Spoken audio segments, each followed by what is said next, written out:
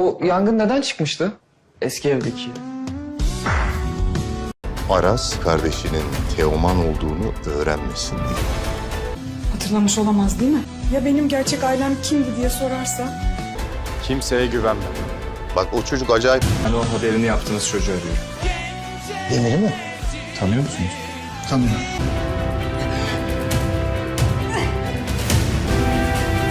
في الحلقة الجديدة سيستمر أراس بالبحث عن أخيه، وسوف يعلم بأنه موجود بالفعل في نفس المنطقة.